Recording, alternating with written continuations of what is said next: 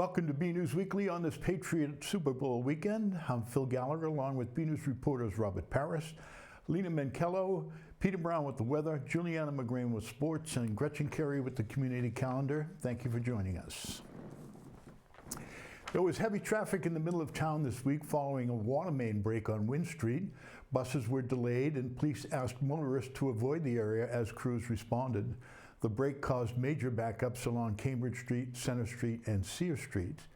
According to the Burlington Department of Public Works, the break occurred on an 8-inch water main, which officials described as a relatively smaller pipe.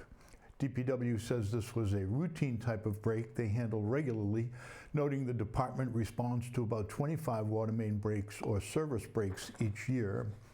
Crews say repairs took longer than usual because the break undermined a large tree near the roadway, requiring a tree company to safely remove it before work could continue. The area was reopened to vehicular traffic by the evening commute. This week, Patriot fever is sweeping through town with the New England Patriots headed back to the Super Bowl. Who would have thought it at the beginning of the year? Normally we go around town for those classic Super Bowl picks, but this year it's all about the spirit, the energy, and the excitement of being back on football's biggest stage. For the first time in 7 years, the New England Patriots are back at the Super Bowl under the leadership of coach Mike Vrabel and quarterback Drake May. Super Bowl 60 will be a rematch of the Patriots and the Seattle Seahawks. The two teams faced off previously in 2015, with the Pats winning 28-24. Pats fever is running high throughout Burlington. Here's what community members had to say about the team's successful season as they make their claim for another Lombardi trophy. Mike has excellent attention to detail. I think he manages the game really well. Vrabel is disciplinarian. He's been there before. He knows what it takes to win. He just upped that old Patriot way. I think he just has the players playing well together as a team and then look like they're having fun. It's an easy team to like. It is an easy team to like, and they do look like they're having fun, which I think is so important. I think the culture is one that is more positive, and it's more welcoming, and it's more focused on teamwork. I think he's a good coach. He brought some toughness to the team, and it's showing. We got a young quarterback now that's excellent, and he's got them motivated. I think that's the biggest change. I think Mike Vrabel's a huge part of it, right? I mean, he gets the guys, he gets in the middle of things. He's running with the guys, he's jumping with the guys. I think he's got a good group of people bringing that excitement, just a new wave of energy, kind of a fresh start to everything. He's been through the playoffs so many times. He's experienced it as a player, and he knows how to motivate his team. I mean, let's have at it. Let's get it done. Let's put a page in history right here. It'd be fantastic. Go Pats! Thanks, everyone. Happy Super Bowl Sunday to all. And go Patriots! No prediction here because I don't want to jinx them. In our latest BNews special, we featured Burlington's fire and police chiefs, who for the first time in the town's history are siblings. Also quite unusual in the state. In a simple Google search, I found that the last sibling pair was in Lenox 15, 16 years ago. Let's take a look. I don't know if you know, but my two older brothers were on the fire department, our two older brothers.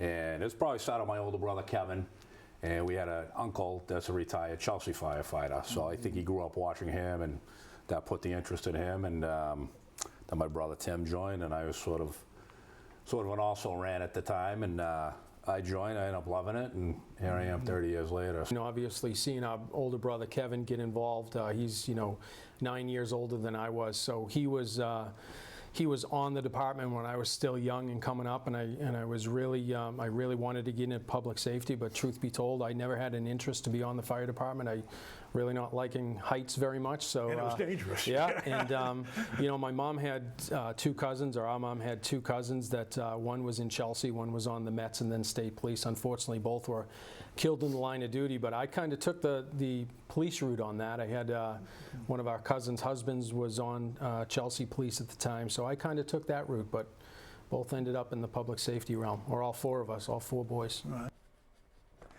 The Indian Association of Greater Boston hosted its annual Republic Day celebration at Burlington High School, drawing large crowds for a day honoring India's independence and the adoption of its constitution. Here's student reporter Lena Minkello with more.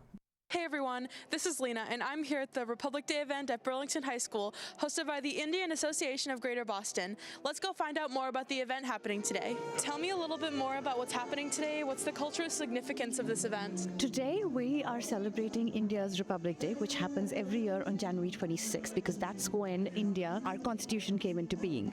So every year IAGB celebrates this event with a full bang and force, because we're very extremely proud of our heritage and culture. We've got about 30 vendors that have displayed, are selling arts, crafts, food, clothing. For every Indian, it's such a proud moment because India was ruled by the British for a very, very long time. We gained independence in 1947. What does the Republic Day mean to you? Republic Day is definitely, as we are very proud that our constitution was written for India. That's what we are so happy and lucky that our freedom fighters and everyone wrote this, and we are following that constitution. What do you hope people will take away from this event? I hope people take a little bit of India back with them, because I think that's what we miss the most, our culture, our heritage. But we've got such an amazing Indian community in the greater Boston area. We're so proud that we actually have two countries that we call our home, one the United States and one India. What an amazing event that was. For BNEWS Weekly, I'm Lena Minkello. We have a new segment where we highlight those creating right here at BCAT called the Producer Spotlight. In our premiere segment, we feature Rabbi Susan Abramson of Temple Shalom Emeth. Abramson reflects on her time at BCAT as an interviewer, editor, and producer, sharing insight into the creative process behind her programs and specials and what storytelling for the community has meant to her. From vision to reality, we highlight the people behind the stories shared on BCAT in the Producer Spotlight. For years, Rabbi Susan Abramson of Temple Shalom Emeth has brought meaningful shows and specials to the screen, including Spiritually Speaking and a number of long-form projects. Her newest special, Werner Salinger's eyewitness account of Kristallnacht, was more than a year in the making. From setting up interviews, to gathering B-roll, to shaping the final vision, every detail mattered. Well, I've done a couple of other specials interviewing Holocaust survivors, and I thought I've done that, been there, and I wanted to go on to do episodes about completely different topics. And then I met Werner Salinger, who survived Kristallnacht, and which is a really, really big deal because Kristallnacht was at the very beginning of the Holocaust. It was the beginning of the Holocaust, so there are very, very few people alive today who experienced it and have a memory of it at all. So I thought this is a once-in-a-lifetime opportunity, and this generation won't be around much longer. Susan describes the process like assembling a puzzle, each piece carefully placed to tell the story. Either I do it like 150% or I don't do it at all. So, and that's why I love video editing, is that the whole world disappears when I'm doing it, and I focus so intently on exactly what I'm doing. Every single second has to be perfect, and every single moment has to be exactly the way I want it to be. And cutting up the interview took a lot of time because I wanted to make it very. Everybody these days has the attention span of a gnat. So I like things to be very, very, very much together. So I took out all the ums, the ahs, like the pauses. There were a lot of pauses, so that took quite a while to do. So that was very labor intensive, but it's very easy to get lost in that kind of thing once you're doing it. The history of the Holocaust is tragic, and sharing it through the voice of someone who lived it brings a powerful and personal perspective. Also, as a member of the Jewish people, I think it's important for people to see anti-Semitism in its worst possible form.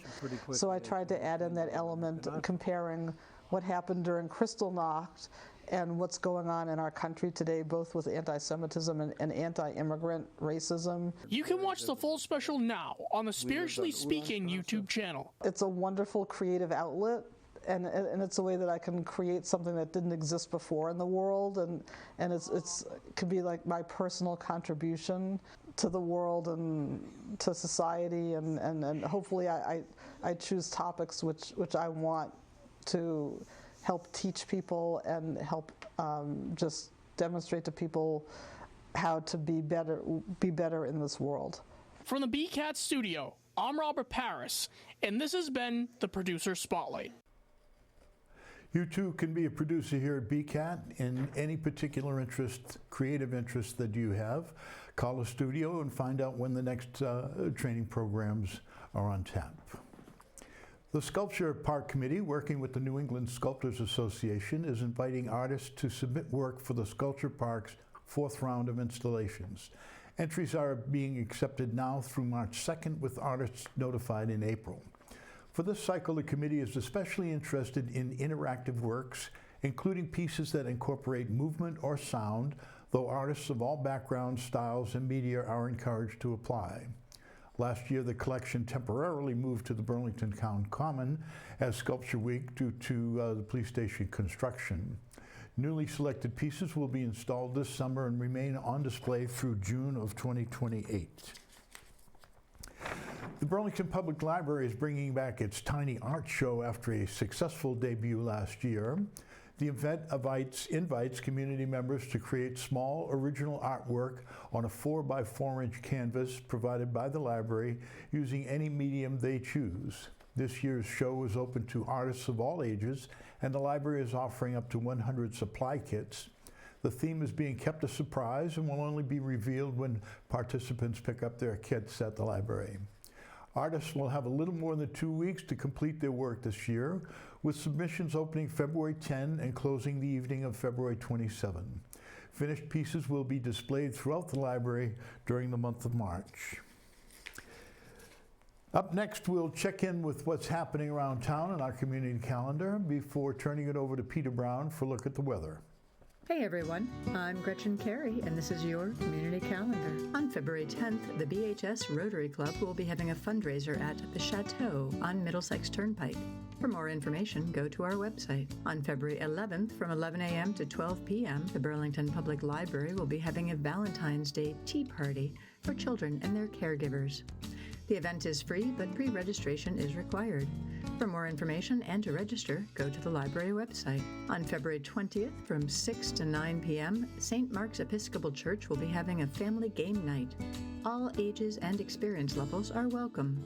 For more information, go to our website. For more community calendar events, go to bcattv.org, burlingtonpubliclibrary.org, and burlingtonrecreation.org. I'm Gretchen Carey, and that was your community calendar.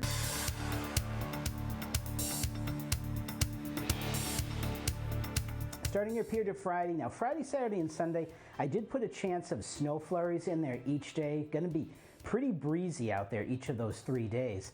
And as we get closer and closer to the Super Bowl on Sunday, our temperatures are going to continue to go down. Look at this. By Sunday, we're going to be struggling, I think, to get out of the lower teens for highs. And starting out in the mornings, down in the negative territory, and that's definitely going to be more so as we get towards Sunday and Monday mornings, because the wind is going to start easing up by then. And of course, with a little bit of fresh snow on the ground, probably a dusting to an inch around here, that is just going to bring more of that Arctic chill in, especially at night. Now, as we get in towards Monday and then right out through the end of the work week, going to be pretty pleasant out there in terms of sunshine, but again, looks like Wednesday is going to be the warmest of the days and only getting up into the mid-30s. So it is still going to be a cold one out there. Now, looking ahead further down the line, there are some indications that we may have some warmer weather coming up as we get towards the end of February, but I'm not going to place any bets on that, unfortunately, right now. So everyone, get out there, enjoy the weather, and have a great week. Up next is time for sports. Juliana McGrain has highlights and updates from another busy week for Burlington Athletics. Hey everyone, I'm Juliana McGrain. Let's get to this week's sports report. Both the girls and boys basketball teams were on a winning streak this past week. It all started with a big home win last Friday night against the Melrose Red Raiders. Big victories came out of the Melrose games last Friday at home, with the girls winning 56-39. Junior Erin Riley and sophomore Zara Ochi each had 13 points. Senior Izzy Ortiz had 11 points on the night. The boys also had a big night as well, a 72-32 final. Senior Matt Gray led the way with 20 points. Junior Leon Secondi had 11, and senior Ryan Ellis also had 11. Other top performers were senior Justin Gray with 10 points, Charlie Poehler with 9, and Cole Shannon with 8. The momentum continued on Sunday against the Reading Rockets. The girls dominated on the road with 53-26 win. Seniors Izzy Ortiz scored 12 points, Brooke Baglio added 11, and junior Aaron Riley finished with 8. The boys followed with a dominant win as well, winning a handily 74-47 at home, cinching their third straight Middlesex League Freedom title. Maddie Gray was on the top as the top scorer again with 21 points. Cole Shannon had 18, and Leon Siscondi finished with 17, and Charlie Poehler added in 14. Next week, both teams traveled to Wakefield on the 3rd for their third straight win of the week. The girls earned a 54-37 victory, with sophomore Zara Ochi scoring a career-high 20 points. The boys also won 71-57, led by Maddie Gray with 23 points and Charlie Poehler with 13. In the Middlesex Freedom Division standings, the girls sit in second place with 8 and 7, with Watertown on top and Wakefield in third. The boys lead the league at 13 and 2, with Stoneham in second and Melrose third. On the ice, the boys hockey team traveled to Watertown last weekend and came away with a 4-1 win. Sophomore Nick Tilapino scored twice, while junior James Gordons and senior Giacomo Bernadelli each added a goal. The girls hockey team returned on the 4th to take on Melrose and were shut out 4-0. Let's take a look at the boys hockey highlights as they squared off with Melrose. The boys hockey team had a stellar night at home against Melrose, coming away with a one-sided win 6-2. Goals in the game were made by Nick Tulipano, Wyatt Condon, 2 for Giacomo Bertinelli, James Gordon, and Aiden Shanahan. With the win, the team clinched the Middlesex League Freedom title. And in the Freedom standings, the Devils are 12-2-1, with Stoneham in second at 9-7 and Wilmington in third at 8-7-1. The boys and girls indoor track teams competed in the Middlesex League champion meet. BNEWS sports reporter Robert Paris was there. The indoor track Middlesex League Championship meet was held at the New Balance track facility in Boston. 12 schools from across the Middlesex League were eager to claim the championship title, including the Burlington Red Devils. Throughout the afternoon, several Burlington girls and boys athletes earned medals in their events. And the girls' shot put, senior Cassidy Hanlon and Avery Callahan both medaled for Burlington. Hanlon placed third with a throw of 34 feet, 11 and a half inches, while Callahan placed sixth at 32 feet and 2 inches. I feel like we both worked really hard this entire season, so I'm very proud of how far, especially Cass, how far she's come this season, and I'm really looking forward to states next week. Going into this, I was just really nervous because I feel like I've been stuck at the same point, but I've been working really hard in practice and I feel like it really paid off. Junior Ava Eldridge came in 7th place in the 2-mile run, finishing with a time of 12 minutes, 21.61 seconds. So going into it, I was just hoping just to get PR, a good time. My time before this was a 12:40, and I've been PRing consecutively in this race this year. So my thought process was just go out and run it and do what I got to do. And I ended up doing really well, which I'm really happy with. Overall, it was a really tough race, but it was really good. Senior Matt Conti finished 6th in the 55-meter hurdles with a time of 8.41 seconds. This marked his final Middlesex League Indoor Championship, as he now turns his focus to the outdoor season, where he'll look to improve on that finish. Came in 6th, was seeded 7th heading into finals. I actually ran a worse race than I did in finals than in my prelims, but I still ended up getting 6th, so I'll take it. Senior Ryan Brooks placed 2nd in the long jump with a leap of 21 feet and 9 inches. Brooks also credited his competition, senior Jamari Belmer of Wakefield, who finished 1st with a jump of 21 feet, 11 3/4 of an inch. I was seeded 5th coming into this this meet. I knew I had a good pop in me today. It's my 21.9 was some PR for me this year indoor, so I'll take that for a jump. It kind of sucks getting past at the last jump, but Jamari is a good contender to go against, so I'm happy to say I jumped 21.9 today. The 4x4 relay team also medaled, placing third with a time of 3:37.17. A result the team credited to dedication and hard work. Everyone ran really well today. Proud of my team, proud of my coaches.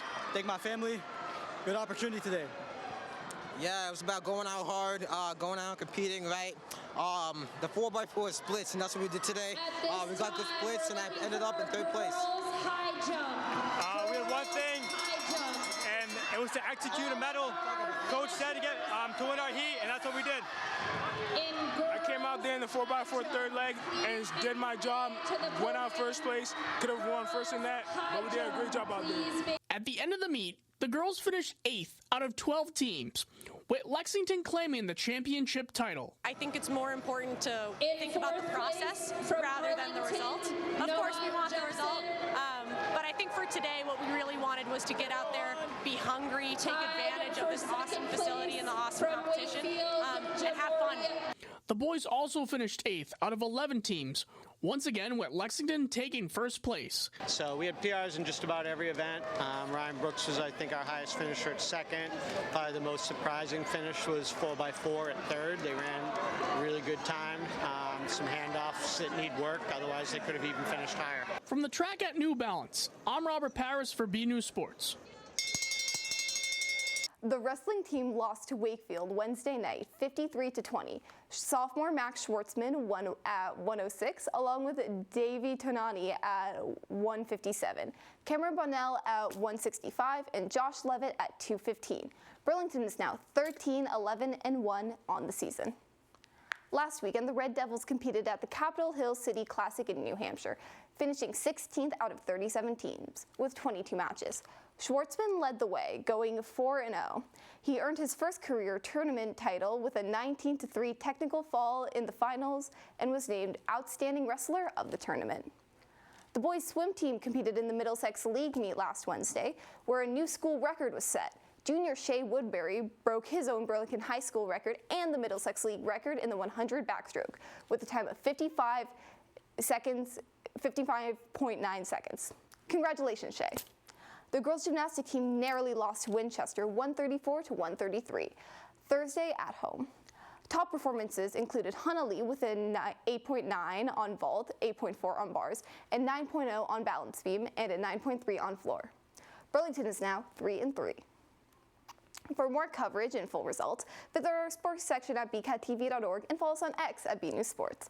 That's all for this week. I'm Juliana McGrain, and back to you guys in the studio. This week's Red Devil shout-out goes to Oliver Mutter, a Pee Wee A goalie who came up big when his team needed him most. Oliver's performance in net earned him Player of the Game honors and helped secure a hard-fought win. Let's look.